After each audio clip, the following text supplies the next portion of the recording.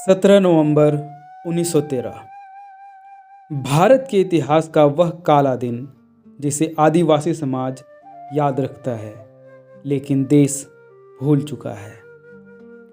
मानगढ़ की इस पवित्र पहाड़ी पर 1500 से ज़्यादा निष्पाप भील आदिवासी पुरुष, महिलाएं और बच्चे गोलीबारी में मारे गए।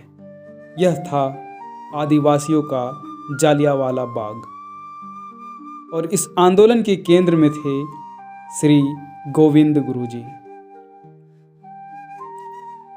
20 दिसंबर 1858 डूंगरपुर के बांसिया गांव में एक साधारण बंजारा परिवार में गोविंद गुरु का जन्म हुआ। औपचारिक शिक्षा नहीं थी, लेकिन उनका विद्यालय था आसमान, जंगल, यात्राएं और लोक कथाएं। बचपन में उन्होंने रामचरितमानस, कबीर और घूमने वाले संतों की बातें सुनी। समय के साथ वही बच्चा विचारक बना, फिर शिक्षक और अंत में हजारों भीलों का आध्यात्मिक मार्गदर्शक। उन्होंने भील बच्चों को गीत, अनुशासन और ईमान सिखाना शुरू किया। गांव वाले डरते थे काम छूट जाएगा, लेकिन गोविंद गुरु बोले सत्संग उनके खाली समय में होगा, उनके काम में नहीं। वे ज्ञान भी पाएंगे और सम्मान भी। यात्राओं के दौरान उन्होंने देखा भीलों पर अत्याचार, भारी कर, बेगारी, भूख।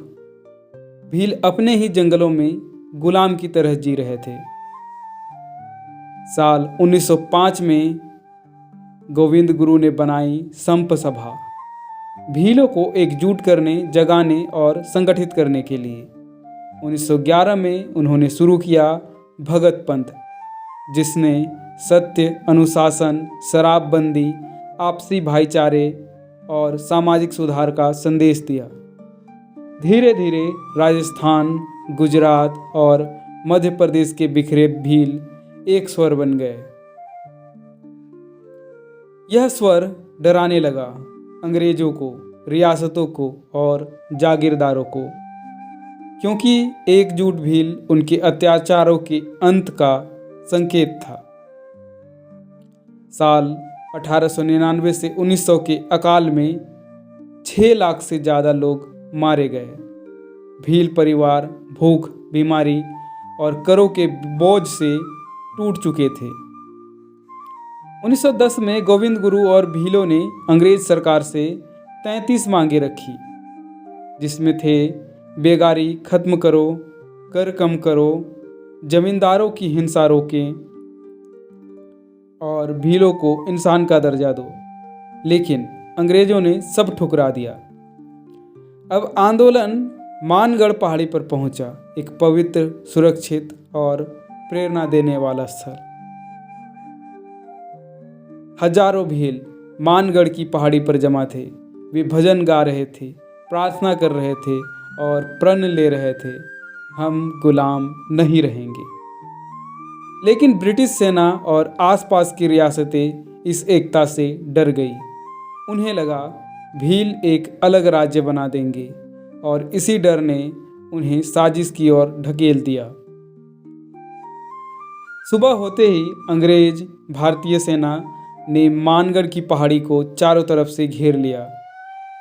भीलों के पास ना हथियार, ना चेतावनी, ना बचने का रास्ता।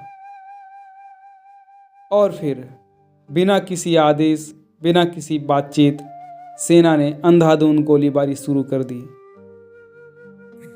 कुछ ही मिनटों बाद 1500 से अधिक भील आदिवासी पुरुष, महिलाएं और बच्चे मिट्टी में समा गए। उनका अपराध सिर्फ इतना कि वे सम्मान और इंसानियत की मांग कर रहे थे। गोविंद गुरु को विद्रोह का झूठा आरोप लगाकर गिरफ्तार किया गया।